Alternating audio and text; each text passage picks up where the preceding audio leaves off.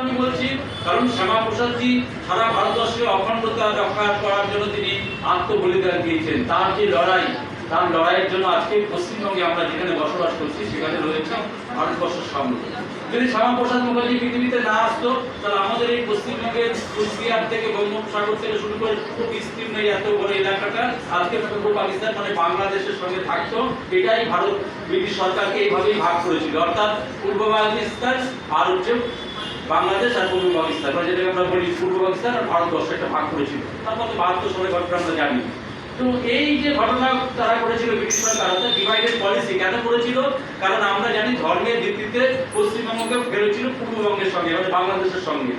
এর বিরুদ্ধে লড়াই করেছিলেন কে? তার নাম হচ্ছে ডক্টর শ্যামাপ্রসাদ মুখার্জি।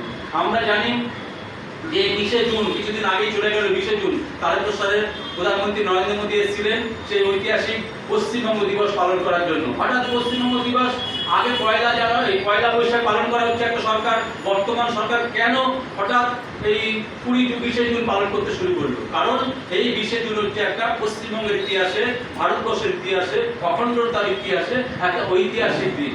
এই দিন শ্যামাপ্রসাদ মুখার্জি, ডক্টর শ্যামাপ্রসাদ মুখার্জি হিন্দু মহাসভার তিনি তারকেশ্বরে মহা অধিবেশন হয়েছিল, অখিল ভারতীয় অধিবেশন হয়েছিল, সেই অধিবেশনের প্রস্তাব পাশ করেছিলেন যে পশ্চিমবঙ্গ বাংলাদেশের সঙ্গে মানে পূর্ব পাকিস্তানের সঙ্গে যাবে না, পশ্চিমবঙ্গ ভারতবর্ষের সঙ্গে অন্তর্ভুক্ত হবে। তার জন্য আমাদের যে লড়াই করার সেই লড়াই করে ডাক দিয়েছিলেন শ্যামাপ্রসাদ 20 জুন তারকেশ্বরের মাটি থেকে।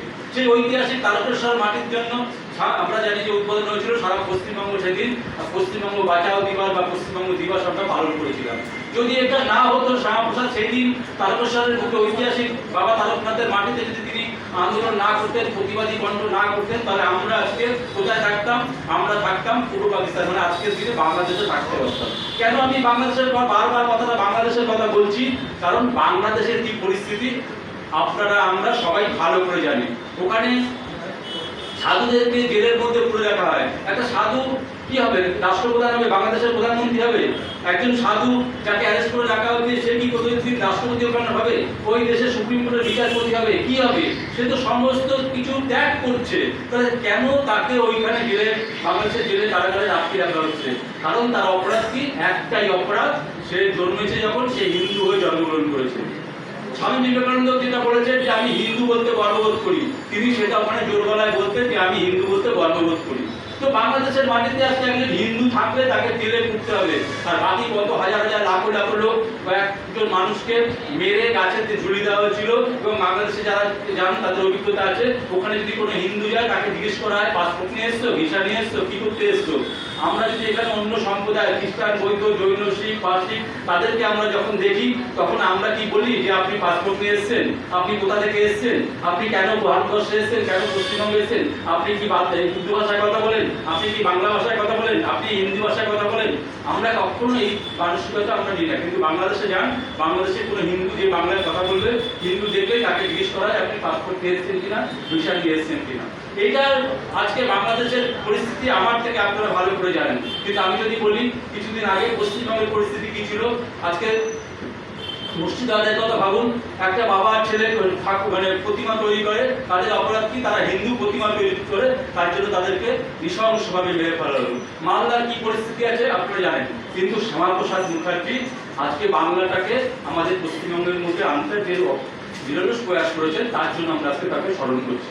শিক্ষাবিদ অনেক এসছে, ক্যালকাটা ইউনিভার্সিটিতে অনেকে চ্যান্সেলর হয়েছে, ভাইস চ্যান্সেলর হয়েছে, সবকিছু হয়েছে, কিন্তু শ্যামাপ্রসাদের যে আত্মবলিদান সেটা সারা জীবন ভারতবর্ষের মানুষ, পশ্চিমবঙ্গের মানুষ মনে রাখবে তার এই অখণ্ডতার জন্য লড়াই করার জন্য। কাশ্মীরে 370 ধারা, আমরা জানি কাশ্মীরে একটা এমন একটা জায়গা সেখানে 370 ধারা ছিল। 370 ধারা আপনারা সবাই জানেন, আপনাদের অভিজ্ঞতা হয়েছে যে 370 ধারা বলে ওখানে কোনো জাতীয় পতাকা তোলা যাবে না। কাশ্মীরের নিজস্ব পতাকা আছে, সেই পতাকা আগে তুলতো। ওখানে দ্বৈত শাসন চলছে, ওখানে রাষ্ট্র আমাদের এখানে যে আইন চলবে কাশ্মীরে সেই আইন চলবে না, ওদের নিজস্ব আইন আছে। অর্থাৎ ভারতবর্ষের মধ্যে এমন একটা রাষ্ট্র উপরাষ্ট্র কাশ্মীরে ছিল, জম্মু কাশ্মীরে।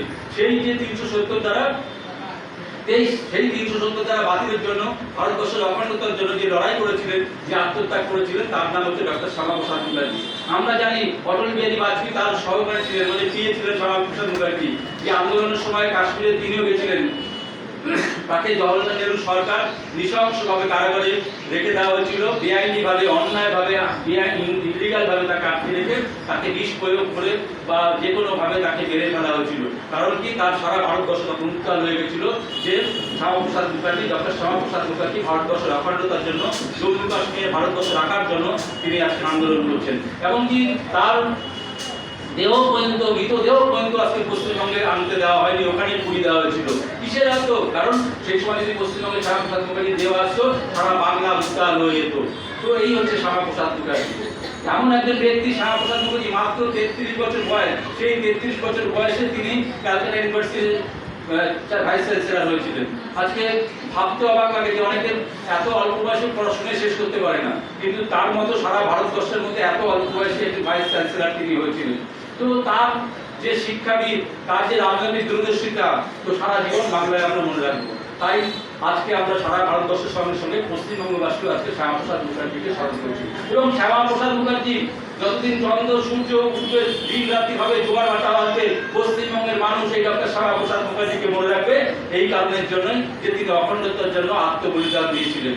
আমরা আজকে পশ্চিমবঙ্গে বুক ফুলিয়ে বলতে পারছি আমরা ভারতবাসী, আমরা পশ্চিমবঙ্গবাসী বলতে পারি জোর করে যে আমরা হিন্দু।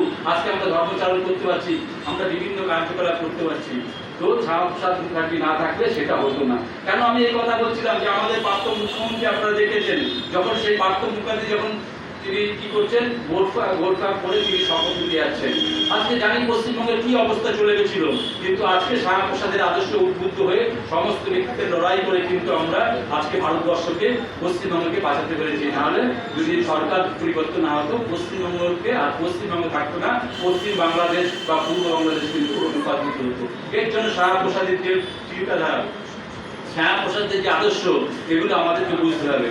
শ্যামাপ্রসাদের বা আমাদের এই বাংলার আশুতোষ মুখার্জি বা আরো অনেক মনীষীরা আছে, তাদের পাঠ্যপুস্তকে স্থান দেওয়া হয়নি। কেন স্থান দেওয়া হয়নি? আজকে অনেক বড় বড় মনীষীদের দেওয়া হয়েছে, কার্ল মার্কস, লেনিন, কত মানে মনীষীদের দেওয়া হয়েছে, মানে বিদেশি যারা মনীষী বলছেন তাদেরকে পাঠ্যপুস্তকে স্থান দেওয়া হয়েছে, কিন্তু ভারত কেশরী শ্যামাপ্রসাদ মুখার্জির নামগন্ধ আপনি পাবেন না। বাচ্চাদেরকে শেখানো হতো না। কেন শেখাতে হবে না? যদি সত্য প্রকৃতি ইতিহাস যদি থাকতো, তাহলে 34 বছর বামফ্রন্ট শাসন করতে পারত না। যদি পাঠ্যপুস্তকে শ্যামাপ্রসাদকে পড়ানো হতো, শ্যামাপ্রসাদের আত্মত্যাগকে পড়ানো হতো, তাহলে এখানকার 15 বছর শাসন করতে পারতো না। তার জন্য তাদেরকে পাঠ্যপুস্তকে স্থান দেওয়া হয়নি। তো আমরা আশা করব যে বর্তমান যে সরকার আছে, এই ডক্টর শ্যামাপ্রসাদ মুখার্জির জীবনী, তার সংগ্রাম, অখণ্ডতার জন্য যে লড়াই করেছেন, সেগুলো পাঠ্যপুস্তকে আসবে।